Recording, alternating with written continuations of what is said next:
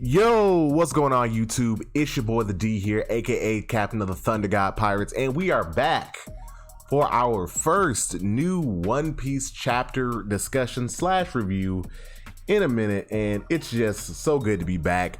Yet again, if you were kind of at the loop, I recently, earlier today, in which the video is being recorded my recap for One Piece chapters 1018 through 1026. So went ahead and real quick just bullet pointed hit all the necessary things that you need to know from those chapters, like the biggest revelations those chapters brought. And now I'm gonna go back to my normal style of reading along, discussing the chapter, discussing everything as it comes. And yeah, so pretty much we're back to business as usual. As always, thank you so much for joining me with this. Love this series, and I'd love to discuss the series with you. So if you like what you hear and you want to hear more, definitely like, comment. I want to know what you think about the chapter, and subscribe to the channel to be notified of when I upload videos. But without further ado, let's go ahead and let's get right into it. Alrighty, One Piece chapter 1027. Danger beyond imagining. All right, and before I cut to the first chapter of this week's chapter, the first page of this week's chapter, just want to go ahead and make a distinction. I think it's been the last 2 or 3 chapter covers, because normally I don't talk about chapter covers. I mean, I think it's been a while since we actually had a chapter cover that actually meant something to the storyline. But yeah, this one, and like I said, the last 2 or 3, including this one, have all involved lions.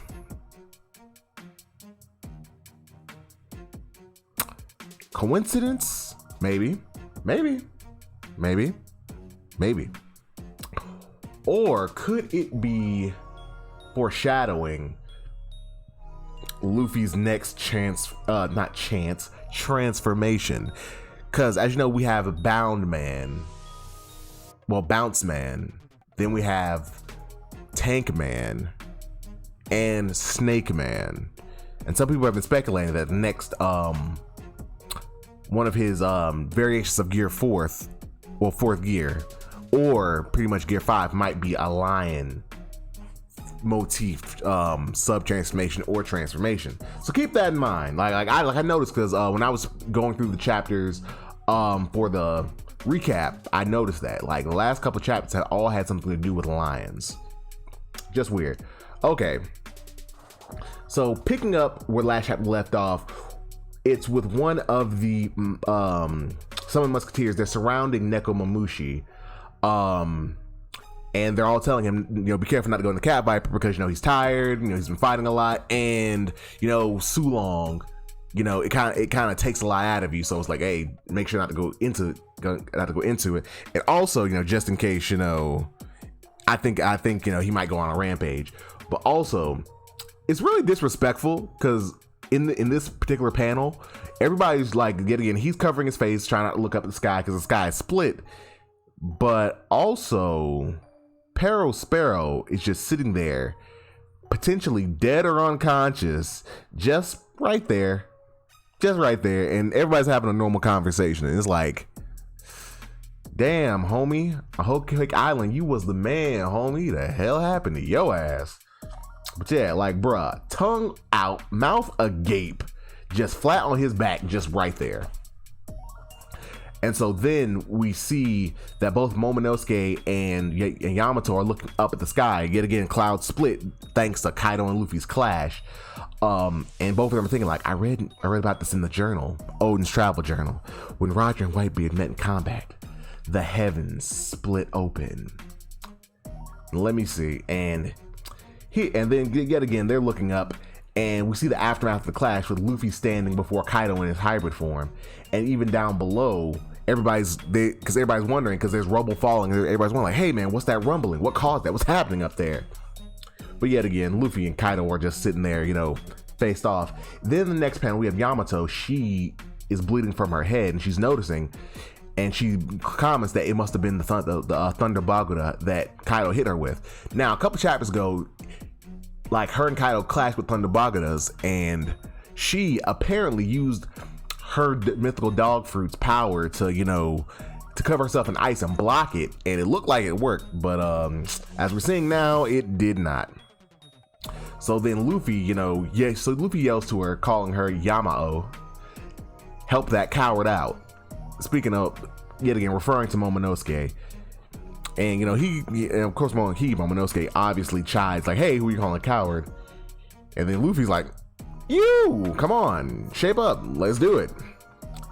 And then yet again, so they're having a little comedic moment, like arguing back and forth. Yeah, I know what I got to do. People don't change that quickly.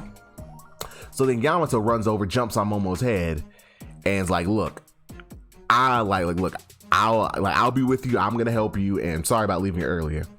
So then Kaido then proceeds to jump to attack. He's like, I'm not gonna let you ruin my plans.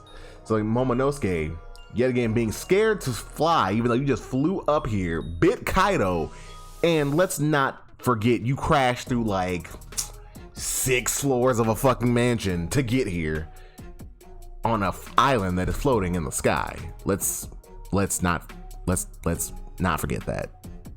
But hey, yet again, people don't change that quickly. It's only been 10 fucking minutes, something like that. But yeah, so then as he's hesitating, like Kaido's coming straight for him with that Konombo, and he is ready to knock his shit loose. He thinks back to Kinemon and them, he's like, hey, give me strength, because yet again, you gotta remember, a lot's happened in this battle, and he's yet again, even though he might now be in the body of a 28-year-old, he is still an 8-year-old child mentally and emotionally, so he's still processing this.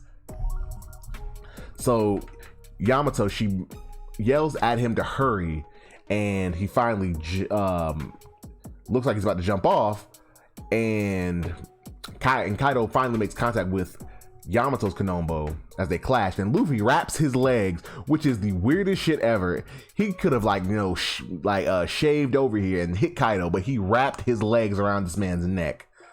Luffy, we're gonna have to talk about that later. we gonna have to talk about that. And then Luffy yells to Yamato, and then she's like, I know you want to take care of yourself. And he smiles ear to ear and says, yeah. So Momonosuke falls the hell off. And while he's falling, Yamato is arguing with him like, hey, grab the sky. You know how to do this. Grab the sky. And yet again, Momo's freaking out, and she's trying to tell him like, dragons don't fly, grab the sky. And then Momo like stops freaking out for like 2 seconds and hears, and then starts grabbing the clouds and starts racing through the sky. And so Yamato was playing like, hey, those are flame clouds, because I don't think anybody like went through the trouble of explaining this to him. Damn sure wouldn't be Luffy. We all know Luffy ass don't pay attention to nothing. But then as they get away from the as they start to like level out and come back up and look at the island, they notice something. The island is starting to crumble. Like there are rocks coming from the bottom of it, and everything's starting to fall. So Yamato then looks up, and she's kind of surprised, like, could it be Kaido's power is weakening? And that's making the flame clouds unstable, because yet again, as we know with devil fruit powers, the person's consciousness to a point are tied to their power. The same thing like on Dressrosa with Sugar. When she was forced unconscious, her power waned. Now, same thing with Kaido. I think like if he went to sleep, it'd be fine because he was going to sleep of his own free will. But when he would be forced into losing consciousness, then I think that would be the issue. Same thing with Sugar, yet again. Because I doubt in 10 years she hadn't slept. No, she's always lost consciousness of her own will. Nobody ever forced her to. So this is another example. Like, okay, his power ties his consciousness. Once he's defeated, his power will undo. So because his power is weakening due to his ongoing battles, and I'm just gonna say this, because everybody's trying to be like, oh man, Luffy and Kaido equals. No, they're not. Unfortunately, because remember, and I said this in the recap, and I'm gonna say this now, Luffy has not soloed Kaido. Same thing with we got on Nami about Ulti about. In Nami versus Ulti, Big Mom did most of that damage. not Nami. Nami might have got the final hit, and I guess that counts for something.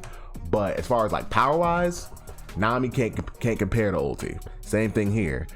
Prior to Luffy, he fought the Scabbards. Then when Luffy got involved, he wasn't alone. Remember, it was Luffy, Kid, Law, Zoro, and Killer. Now Luffy may have been doing the majority of the damage there, but he was still getting help.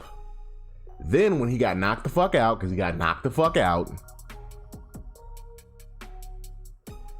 Yamato was up here holding Kaido off. So Kaido's been just going since this whole thing started.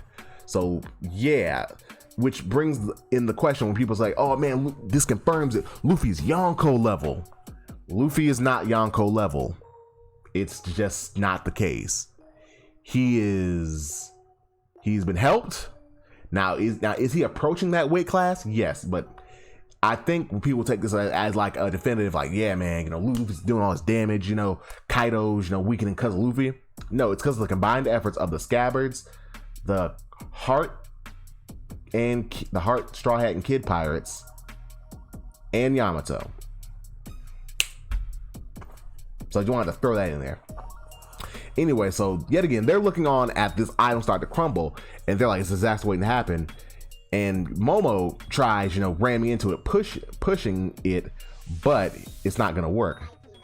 Cause as they look around, because Momo's just like, okay, I'm just gonna brute force this shit. It's floating, so technically it doesn't have any like stable foundation. I can just push it out of the way. Not gonna work. Kaido, those flame clouds are weakening, but they are still set by Kaido to go to the flower capital. He's still moving them. And Momo just physically isn't strong enough. But they look back and they see the flower capital. Like, and pretty much what Yamato says, pretty much judging this, and she's like, yo, we're gonna be there in no more than 5 minutes. We got 5 minutes max. Not 5 minutes at minimum, 5 minutes max, which means in 300 seconds, this thing is gonna be in position, and that bitch gonna drop. So then Yamato goes on to explain they have to make more flame clouds. Kaido created those gigantic dragon-like flame clouds, and yet again, that's how he's moving the island. We knew that. And she says that the only thing that can push them back is stronger flame clouds. And Momo, yet again, being a kid, he's like, that's impossible. I just learned how to fly. There's no way I can make flame clouds. And he even then goes on to state, like, I may not even have the same power as Kaido either. So Yamato's like, you made flame clouds, didn't you? I know you can do this. And the situation, and they go on to say that the situation is more dangerous than they imagined. And then Yamato is, like I said, she's kind of trying to explain the situation to him. She's not trying to freak him out, but it's like, yo, you really don't understand what's going on. And she's like, okay, even if it doesn't fall and it just lands the way Kaido envisions, the losses will be terrible. It's gonna land on top of the city. And remember, Kaido don't give a damn. So pretty much, they're gonna be crushed. He doesn't care. And she then goes on to state the worst case scenario. If Kaido should succumb first and be beaten by Luffy, the flame clouds will immediately vanish and Onigashima will plummet to the ground. And look, I ain't no physicist, but we know what happens when large objects hit the ground. There's normally an aftershock. And she said that, and then, because that's why I was thinking at first, like, okay, it'd be like a meteor. Bad, but who knows, we might be able to deal with it. Nope. She then goes on to state that there's an incredible stock of weapons within the island and explosives. Onigashima might as well be a giant bomb. At this distance, there's no way the citizens can evacuate in time. If the island falls, everyone will perish, friend and foe alike. So Momonosuke starts freaking out, like, okay, well, maybe we should go ahead and tell Luffy. And then she hits him over the head. Don't be stupid. She's like, think about it. You want the only guy who's able to turn the situation around to stop what he's doing, because we can't complete our job. No one but Luffy has a chance of defeating Kaido at this point, and we can't tell him about this. Pretty much she tells him, we gotta fix this on our own. because that's only going to create a distraction for Luffy. Because yeah, you could say, okay, well maybe they can hold off. Can't, because if they don't hold off, Kaido's just gonna drop it like he initially said he was going to. Everybody dies, and even then, if Luffy knows, then that's gonna cloud his judgment. He like, Luffy's not the calmest fighter, but he at least needs a clear head to be able to fight anyone. Hell, Kaido most of all, and knowing that if he beats Kaido, that's gonna cause, you know, a big problem. It only screw it up, and probably would cause him to lose. So at this point, you know, Momonosuke has to knuckle up, and they got to figure out some way to get out of this. Now, we flash over to the performance floor of the Skull Dome, and shit is going ham, ladies and gentlemen. We see a bunch of beast pirates and samurai being accosted by vacuum waves. And people yelling, and somebody yells, "Get down, Master King's totally lost it." And then we keep seeing things being slashed up in the performance hall, and we even see Zoro clash with someone, and we see King, who is partially transformed, slashing away with his arms transformed to his pterodon wings. And it's then that we see Zoro get knocked back into Frankie, who catches him. So Frankie asks, like, yo, like, get again, because as strong as Zoro is, you don't see him get tossed around like that often. So Frankie's like, okay, hey, bro, what happened to him? And Zoro, breathing hard, is like, man, he's strong. But of course he is. So yet again, Frankie, who's been fighting Sasuke this whole time, you know, been off fucking around doing his own thing, is like, okay, he probably has little to no idea what's going on. It's like, okay, what's happening? And he also asks, you want some help? Zoro, yet again, breathing hard as a bitch, like, no, nah, I'm good. So we cut back over to King and Queen, who are still pretty much who up until this point were pretty much fighting then they're back to back. So pretty much Queen's mad. He's like, yo, knock it off those chaotic attacks. You sliced my butt. And King tries back, I wish I sliced your neck. And then, you know, Queen's like, you what? So we then see one of the beast pirates who's holding his head and that's bleeding and damaged, and he says, Pirate Hunter Zolo just damaged King's mask. No wonder he snapped. And then we see Frankie and Zoro look on as King walks through the dusty path, like walking out of the smoke, looking mad as shit. And the beast pirate continues to state, after all, nobody knows what King's face looks like. So apparently King's face is supposed to be a mystery to everyone, and probably not even Kaido knows, because to take a little put everything in perspective, apparently due to the Viva cards, which I haven't covered, which I want to kind of, because there's a lot of information in there that would kind of contextualize a few other things, but yet again, I don't know how I would do that, but to posit some of that information here. Apparently when King first joined Kaido, he didn't join it's not on some buddy shit. I mean, I do think he deeply respects Kaido, but it's more of so he respects his strength, because apparently we don't know how King came to join, but we're probably going to get that pretty soon. But we know that he joined Kaido because he respected his strength. He thinks he's strong, thinks he's guy would take to be the Pirate King, so he was like, fuck it, I'll go with this guy. So we don't know anything about his past or anything, but we know, and especially because we see, like, you know, King has the spikes. There's one on the right side with two spikes going towards the top, and then one big spike in the middle of his head jutting straight up. Then there's supposed to be two on the other side, and then another spike on the left side jutting straight out. But we see that the three spikes that are on the left side of his head have been cut, and apparently King don't like that shit. So Zoro, being, you know, the battle maniac that he is, says, sorry Frankie, you gotta stand back. So Frankie, yet again being the motherfucker to read the room, is like, okay, you got it, good luck, and just dips. He's like, look man, like, so first Frankie probably, you know, he's so yet again, Frankie's probably, he's at least smart enough, if he doesn't have Haki to sense strength, he's at least smart enough to look at King and be like, you know what, I'm good, holla. So then King takes flight, and it's here we get the first named attack from King. Well, no, I think this is the second named attack. He shouts Imperial, and Zoro readies his attack. Archer, and Zoro uses the Ultra Tiger Hunt to clash. And this attack, it looks like in the clash, Zoro was able to remove more of the left side of his mask, but Zoro is still overpowered and flung through the wall, and he's thrown outside of Onigashima. So no, he's not just flung out of the building, he's flung out of the rock mountain. Like, King literally just knocked him through the rest of the mountain. And Zoro coughs up blood, but King yet again comes back to finish the job and push him off. So Zoro knows he's falling, and he uses a two-sword style clear lance. I think it's the first time we're seeing this to actually it seems like he's using the same concept as Moonwalk. He had, like, with the Moonwalk, in case you didn't know, you kick the air multiple times in quick succession really hard, and it causes you to float. So he swings his swords and it jettisons him back onto the mountain.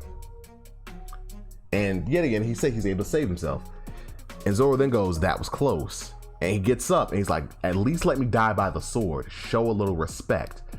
So then King looks at him with the top left portion of his mask gone, revealing part of his forehead and hair. I'd ask the same of you. So, looks like next chapter with the next few chapters, because I don't know if they're gonna finish King's fight and then do Queen's fight, or they're gonna like go back and forth, or try to incorporate some chapters with Luffy. So we don't know how this is gonna be. It's gonna be like straight King, straight Queen, then Luffy, or they're gonna jump all over the place. But at least now we know it's about to get serious, and King is pressuring Zoro. So anybody who thought because Zoro and Sanji got them licks in that they were just gonna run this, King is proving, no buddy. I am King the Wildfire, and I will not be disrespected.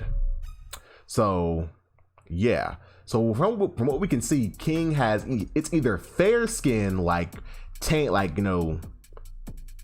not flesh, because flesh can be different colors. And with me being black, it's like my flesh is brown.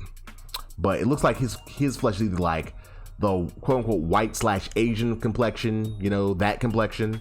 Or his skin might be red, because remember, this is manga, everything's black and white, so his skin could be either like a red or it could be like the regular complexion. And then it looks like he has light colored hair, so I believe it might follow the same pattern as the other all-stars, because both Jack and Queen are blondes. So I think that this could potentially mean that King's a blonde as well. It makes sense following with the theme, or it could be different. But yeah, dope chapter. We're getting to see King fight, and it's like, okay, he is definitely not someone to be screwed with. But yeah, my thoughts on the chapter, yet again, I stated earlier, yes, we're finally getting to the climax, which I'm ready for, because yet again, I don't know if I've said this since I've been reviewing chapters, but boy, we are getting like we're getting to the end. Like, once Wano is done, we're in the end game, and I'm ready for it. And also, I'm ready to see Luffy versus Kaido. It's like, I've enjoyed Wano up until this point. Don't get me wrong, I really have, but I'm kind of ready for the good. Well, not the good shit. It's damn near all been good. I can't even lie. Wano's been one of those arcs that I can tell, like, okay, whenever I rewatch or reread One Piece, because yeah, sometimes I'll go all the way back and they rewatch up to the currents, or just rewatch specific arcs. This is definitely gonna be one of those ones that's gonna stick out to me. It's gonna definitely be one of the arcs that I look back on fondly.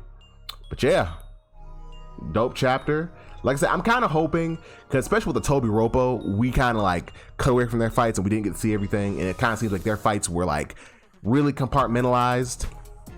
I'm hoping that I'm thinking like King and Queen are actually gonna get like legit fights, because it sucks that Jack didn't get a real fight with a Straw Hat. He got taken out by Dogstorm.